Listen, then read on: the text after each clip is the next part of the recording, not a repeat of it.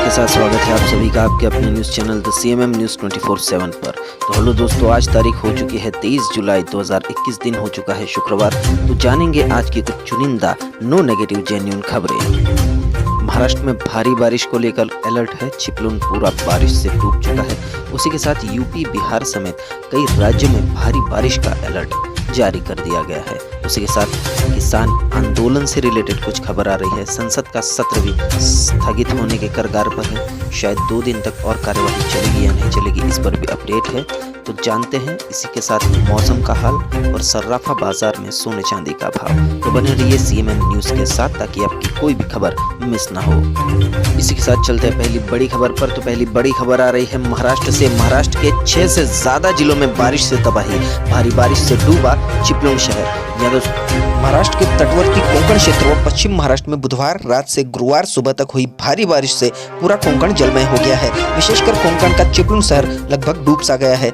इस शहर के 5000 से अधिक लोग बाढ़ में फंसे हैं। लोगों को सुरक्षित स्थान पर पहुंचाने के लिए NDRF के साथ कोस्ट गार्ड की भी मदद ली जा रही है। नौसेना को तैयार रहने के लिए कहा गया है। बीती रात समुद्र तट से लगे कोंकण क्षेत्र पश्चिम महाराष्ट्र का कोल्हापुर, पुणे, मुंबई के निकट कल्याण, पालघर व नासिक आदि क्षेत्रों में भारी बारिश हुई। पुणे व कोंकण के बीच स्थित पहाड़ी पर्यटन केंद्र महाबलेश्वर में 480 मिलीमीटर बारिश रिकॉर्ड की गई, जिसके कारण कोल्हापुर की पंचगंगा नदी खतरे के निशान से ऊपर बहने लगी है। यही स्थिति कोंकण के चिपलून शहर में भी हुई। वहां वशिष्ठी नदी का जलस्तर काफी बढ़ गया है। इसके कारण से पूरे शहर में पानी कई इलाकों में घरों की पहली मंजिल तक पहुंच गया है। बाढ़ की भयावहता का अनुमान इसी से लगाया जा सकता है कि चिपलून के बस अड्डे पर खड़ी राज्य परिवहन की बसों की छत पर पानी ऊपर से नजर आ रहा है। कई कारें व हल्के वाहन वशिष्ठी नदी के बहाव से बहाव की दिशा में बहते दिखाई दे रहे हैं। बाढ़ के पानी से चिपलून कस्बे के पास से गुजरने वाला मुंबई गोवा हाईवे भी डूब गया है, जिसके कारण हाईवे पर वाहनों का लंबा जाम लग गया है। कोंकण का व्यावसायिक केंद्र माने जाने वाली चिपलून शहर वास्तव में चारों ओर से ऊंची पहाड़ियों से घिरा है, इसलिए इसकी भौगोलिक स्थिति एक कटोरे जैसी बन जाती है, जहाँ जल भराव होने के बाद शहर से पानी निकासी का एकमात्र मार्ग वशिष्ठी नदी का ही बचता है, जबकि चारों ओर की पहाड़ियों से भारी बारिश का पानी चिपलून शहर की ओर आता ही जा रहा है।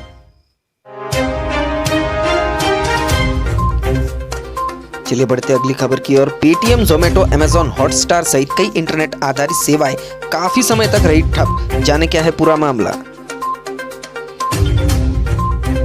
दुनिया भर में Paytm, Zomato, Amazon, Disney plus, Sony LIV, Delta Airlines, Hotstar, Sony LIV, American Express सहित कई इंटरनेट आधारित सेवाएं गुरुवार को डाउन हो गई थी। इंटरनेट आउटजेट ट्रैकर डाउन डिटेक्टर के अनुसार समस्या गुरुवार रात करीब 8:55 को आई, जो कुछ ही देर में बड़े स्तर पर पहुंच गई। डाउन डिटेक्टर के मुताबिक कुछ पॉपुलर गेमिंग सर्विस स्ट्रीम और PSN स्ट्रीमिंग सर्विसेज जैसे डिज्नी प्लस, हॉटस्टार, ZEE5 और सोनी लाइव के साथ ही ई-कॉमर्स प्लेटफॉर्म जैसे जोमेटो, अमेजॉन और पेटीएम भी प्रभावित हुई है। पेटीएम मनी ने ट्वीट करते हुए कहा है कि माई DNS प्रोवाइडर की वजह से सेवाएं प्रभावित हुई है। हम जल्द उन्हें दुरुस्त करने के लिए सक्रिय तौर पर काम कर रहे हैं। इसके कुछ समय बाद सेवाएं फिर से दुरुस्त कर दी गई थी। चलिए बढ़ते अगली खबर की ओर। अगली खबर में है निजीकरण, क्योंकि BPCL का निजीकरण होने जा रहा है। बीजेपी की गवर्नमेंट BPCL को भी बेचने पर तुली हुई है। जी हाँ दोस्तों, बीजेपी की गवर्नमेंट में एक ट्रेंड चल रहा है कि सारी सरकारी संपत्तियों का धीरे धीरे निजीकरण हो रहा है। ये आप सभी न्यूज में देख ही रहे होंगे। तो उसी के रिलेटेड खबर है। कैबिनेट ने BPCL के निजीकरण को सुगम बनाने के लिए FDI सीमा बढ़ाई है। केंद्रीय मंत्रिमंडल ने बृहस्पतिवार को निजीकरण के लिए चुनी गई सार्वजनिक क्षेत्र की तेल रिफाइनरी कंपनियों के लिए विदेशी निवेश सीमा बढ़ाने को मंजूरी दे दी है। इसका मतलब ये है कि इस कदम से BPCL में सरकार की हिस्सेदारी बेचने में मदद मिलेगी। अधिकारियों ने बताया कि मंत्रिमंडल ने विनिवेश के लिए चुनी गई सार्वजनिक क्षेत्र की रिफाइनरी कंपनियों में प्रत्यक्ष विदेशी निवेश FDI की मौजूदा 49% से बढ़ाकर 100% करने का प्रस्ताव को मंजूरी दे दी है। फिलहाल स्वतः मार्ग से सार्वजनिक क्षेत्र की कंपनियों द्वारा प्रतिवर्ती तेल रिफाइनरियों में 49% FDI की अनुमति है। इस सीमा के बने रहते भारत पेट्रोलियम कॉर्पोरेशन लिमिटेड किसी विदेशी कंपनी को नहीं बेची जा सकती थी। इसके साथ चलिए बढ़ते अगली खबर की ओर। अगली खबर है पेट्रोल डीजल के दाम को लेकर बड़ी चिंता। इस महीने अब तक 9 बार बढ़े पेट्रोल के दाम। पेट्रोल के दाम को लेकर जुलाई महीने की बड़ी खबर है। तेल के दाम ने आम आदमी को यह सोचने पर मजबूर कर दिया है कि 2 समय का भोजन खाए या अपने दुपहिया वाहन में कहीं काम से जाने आने के लिए तेल भरवाए। पेट्रोल डीजल दोनों के दाम ने ही देश में हाहाकार मचा रखा है। ऐसे में जुलाई के आंकड़ों की बात करें तो इस महीने पेट्रोल के दाम 9 बार बढ़ाए गए हैं, वही डीजल के दाम में 6 बार वृद्धि दर्ज की गई है। अगर सरकार तेल की कीमतों पर लगाम लगाने में नाकाम रही तो आगे आने वाले समय में कीमत और नई रिकॉर्ड ऊंचाई पर पहुंच सकती है। 22 जुलाई को पेट्रोल और डीजल की कीमतें शनिवार को संशोधन के बाद लगातार 5वें दिन अपरिवर्तित रही, लेकिन पिछले 2 महीनों में देश के पेट्रोल पंपों पर दरों में 11 रुपए तक की वृद्धि हुई है। देखते अगली खबर आ रही है संसद से। संसद के घमासान में टूटी मर्यादाएं, 1 हफ्ते के लिए निलंबित हो सकते हैं टीएमसी के शांतनु सेन। पेगासस फोन जासूसी विवाद और कृषि सुधार कानूनों के खिलाफ संसद में चल रहा विपक्ष का हंगामा अब घमासान में तब्दील हो गया है। राज्यसभा में गुरुवार को तृणमूल कांग्रेस के सदस्यों ने तो संसदीय परंपरा की सीमा लांघते हुए सूचना प्रौद्योगिकी एवं संचार मंत्री अश्विनी वैष्णव को हाथों से सदन में कागज छीनकर उसे फाड़ दिया और शासन की ओर उछाल दिया। माना जा रहा है कि इस अशोभनीय कृत्य के लिए टीएमसी सदस्य शांतनु सेन को 1 हफ्ते के लिए निलंबित किया जा सकता है। देखते अगले समाचार में है लगातार दूसरे दिन बड़े सक्रिय मामले। सरकार ने कहा राज्यों के पास वैक्सीनेशन की 3.20 करोड़ डोज उपलब्ध है। केंद्रीय स्वास्थ्य मंत्रालय ने गुरुवार को बताया कि राज्यों एवं केंद्र शासित प्रदेशों और निजी अस्पतालों के पास फिलहाल वैक्सीनेशन की 3.20 करोड़ से ज्यादा डोज उपलब्ध है। मंत्रालय ने कहा कि राज्यों और केंद्र शासित प्रदेशों को अब तक 43 करोड़ डोज से अधिक टीके उपलब्ध कराए जा चुके हैं और 7 लाख डोज देने की प्रक्रिया चल रही है। सरकार टीकाकरण की रफ्तार बढ़ाने के लिए प्रतिबद्ध है। इसी बीच लगातार दूसरे दिन सक्रिय मामलों की संख्या में बढ़ोतरी दर्ज की गई है। देश में पिछले 24 घंटों के दौरान कोरोना वायरस संक्रमण के 41,383 मामले सामने आए हैं, जिसके चलते कुल संक्रमित लोगों की संख्या 3,12,57,720 हो गई है। इसी के साथ बढ़ते अगली खबर की और अगली खबर रिलेटेड है किसान आंदोलन के। केंद्र सरकार खुले मन से किसान संगठनों से वार्ता को तैयार, नरेंद्र सिंह तोमर ने कहा। कृषि सुधार के कानूनों को लेकर दिल्ली की सीमाओं पर आंदोलन कर रहे किसान संगठनों से सरकार एक बार फिर बात करने को तैयार है। जंतर मंतर पर जहां आंदोलनकारी किसान संगठनों की किसान संसद लगी है, वहीं संसद परिसर में केंद्रीय कृषि मंत्री नरेंद्र सिंह तोमर ने कहा कि उन्हें वार्ता में खुले मन से आना चाहिए। सरकार इसके लिए पूरी तरह तैयार है। अगर कृषि कानूनों में कोई आपत्तिजनक प्राविधान है तो सरकार उसके समाधान के लिए तैयार है। वैसे ये कानून किसानों के हित में और फायदेमंद है, ऐसा नरेंद्र सिंह तोमर का कहना है। देखते अगले समाचार, अगली खबर आ रही है सुप्रीम कोर्ट से। सुप्रीम कोर्ट ने कहा अमीर और गरीब के लिए न्याय व्यवस्था अलग नहीं हो सकती।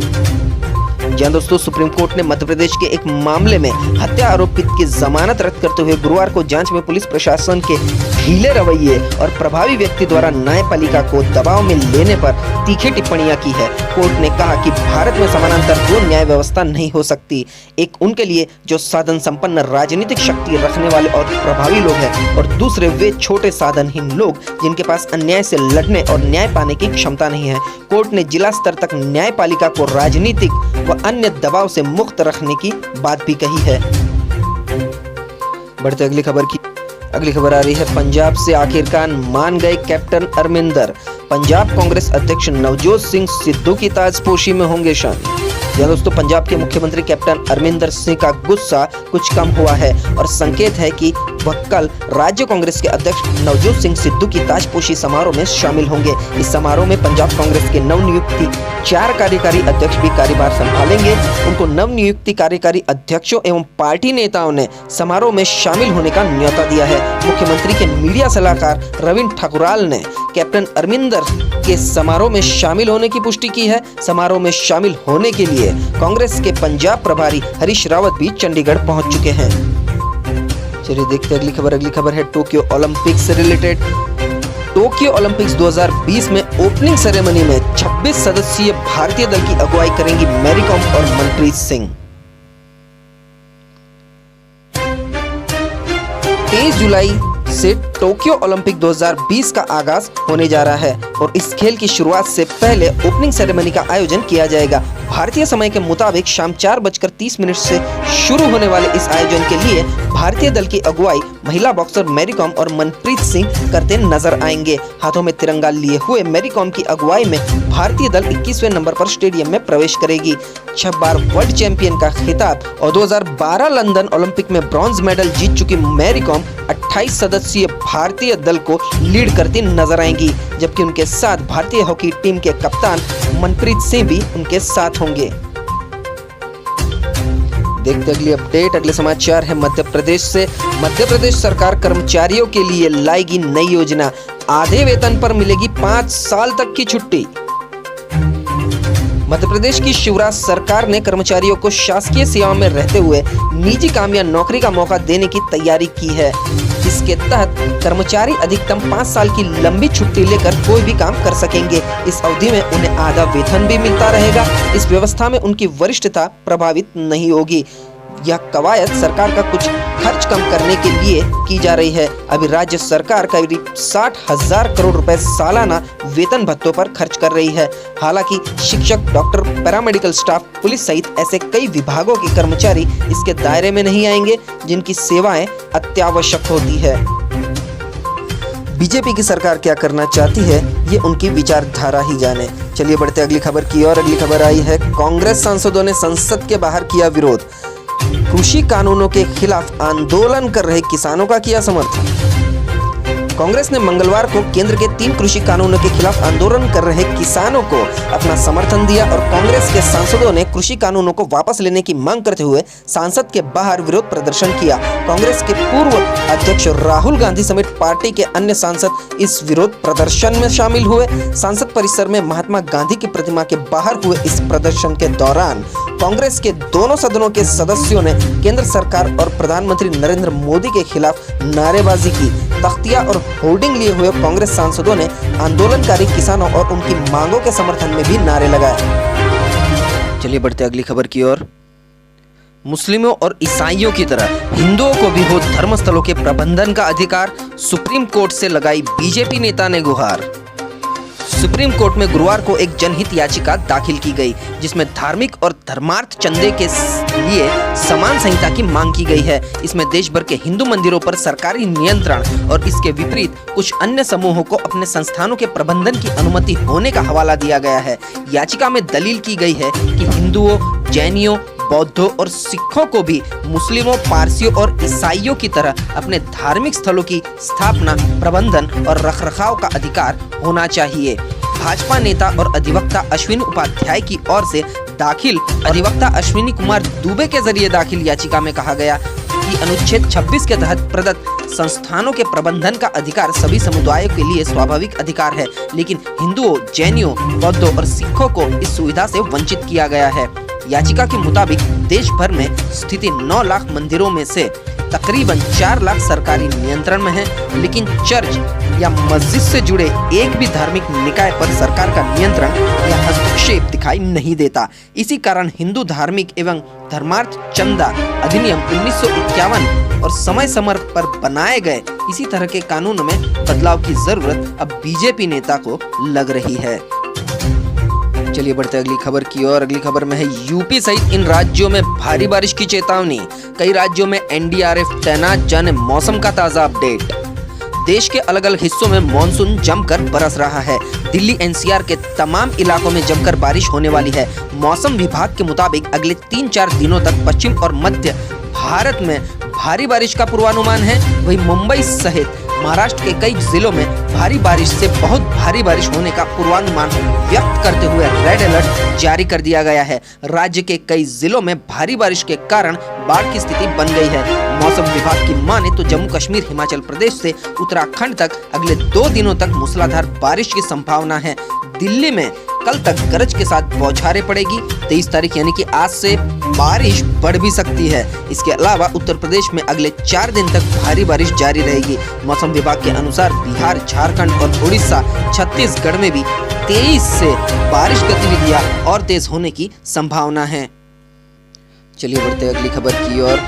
भारी हंगामे के कारण राज्यसभा लोकसभा शुक्रवार तक के लिए स्थगित। संसद के मानसून सत्र में दोनों सदनों में विपक्ष ने जमकर हंगामा किया। विपक्ष के हंगामे के कारण इसी बीच लोकसभा और राज्यसभा की कार्रवाई कई बार स्थगित की गई।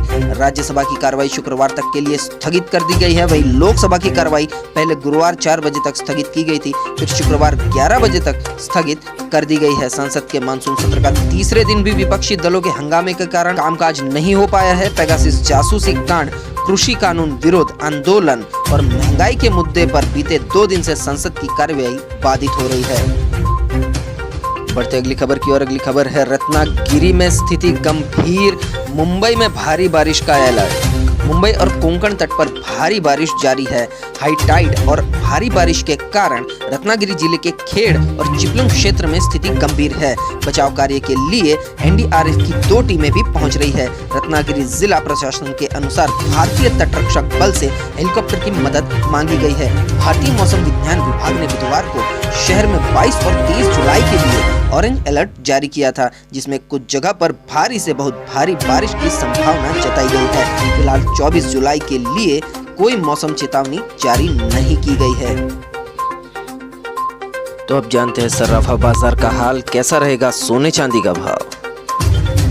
आज मल्टी कमोडिटी एक्सचेंज पर सोने और चांदी दोनों की कीमत में गिरावट देखी जा रही है। MCX पर सोने का अगस्त वायदा 181 रुपए की गिरावट के साथ 47,392 रुपए प्रति 10 ग्राम पर कारोबार करता हुआ देखा गया है। वहीं चांदी का सितंबर वायदा 342 रुपए की गिरावट के साथ 66,795 रुपए प्रति किलोग्राम पर कारोबार करता हुआ दिखाई गया है। जानते हैं भारत के मौसम का पूर्वानुमान कैसा रहेगा अगले 24 घंटे का भारत का मौसम। तो अगले 24 घंटे के दौरान कोंकण और गोवा, मध्य महाराष्ट्र के आसपास के हिस्सों, तेलंगाना, विदर्भ, मराठवाड़ा, मध्य प्रदेश के कुछ हिस्सों, तटीय आंध्र प्रदेश, ओडिशा और राजस्थान के अलग अलग हिस्सों में हल्की से मध्यम बारिश के साथ कुछ स्थानों पर भारी बारिश की संभावना है। उत्तर प्रदेश, दक्षिण गुजरात के कुछ हिस्सों, उत्तराखंड, पश्चिम बंगाल, सिक्किम, आंतरिक कर्नाटक, केरल, हिमाचल प्रदेश, असम और पश्चिम बंगाल के कुछ हिस्सों में हल्की से मध्यम बारिश के साथ एक साथ 2 स्थानों पर कुछ देर के लिए तेज बारिश भी हो सकती है। हिमाचल प्रदेश, जम्मू कश्मीर, पंजाब के कुछ हिस्सों, हरियाणा के कुछ हिस्सों, सौराष्ट्र और कच्छ, बिहार के कुछ हिस्सों, झारखंड, केरल के तमिलनाडु के कुछ हिस्सों में और लक्षद्वीप में हल्की से मध्यम बारिश हो सकती है। दिल्ली और NCR में छिटपुट मेघ गर्जना या हल्की बारिश भी हो सकती है।